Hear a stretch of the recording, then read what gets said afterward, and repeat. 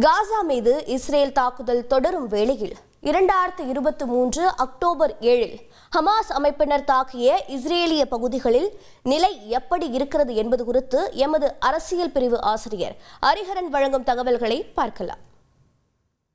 563 நாட்களுக்கு மேல தொடரக்கூடிய Israel Gaza யுத்தம் ரெண்டு பக்கமும் பல தலைமுறைகளை தாண்டி உணரப்படக்கூடிய ஆழமான வலிகளை ஏற்படுத்தியிருக்கு.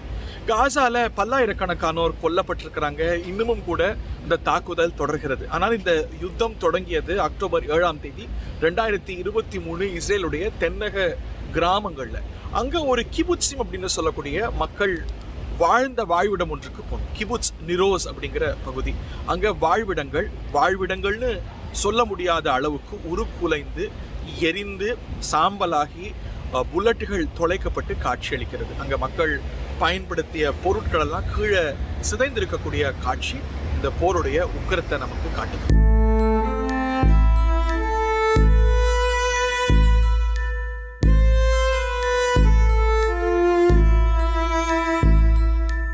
ரீதா அப்படிங்கிற இந்த கிபுட்ஸ் நிரோஸ்ல வாழ்ந்த பெண்மணி தன்னுடைய பல உறவினர்களையும் நண்பர்களையும் இழந்திருக்கிறாங்க. அந்த வலியையும் அவருடைய கோரிக்கையும் நமக்கு விளக்குறாங்க. It's important for me to tell the story to the world, to everyone to come to see what happened to Kibbutz Niros the 7th of October. Abbas have seen how they took her grandson Erez to terrorists and Sar and Ofer to Gaza. Carmela and Noya was murdered here the 7th of October after 12 o'clock. My father-in-law, he was a loving man and he was a peace fighter, always fighting for human rights. He took children from Gaza, Palestinians, to the hospitals in Israel, and he was the first one who spoke with Arafat. And he spoke with him because he believes that education and peace goes together. He was a great journalist. From the 59 hostages, 24 alive.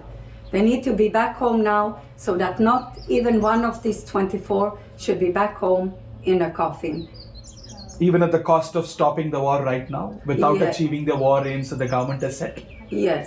சர்வதேச அளவுல இந்த போர் தொடக்கத்தை பொறுத்த வரைக்கும் பெருசா பேசப்பட்டது, பார்க்கப்பட்டது Noah party அப்படிங்கிற இடத்துல ஆயிரக்கணக்கானோர் கூடியிருந்த ஒரு இசை கச்சேரி நிகழ்ச்சியில நடத்தப்பட்ட தாக்குதல்.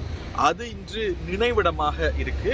இங்க 370க்கும் மேற்பட்டோர் நாம திரையில பார்க்கக்கூடிய இந்த இடத்துல தான் கொல்லப்பட்டிருக்கிறாங்க. பலர் ஹாஸ்டேஜஸா காசால இருக்கிறாங்க.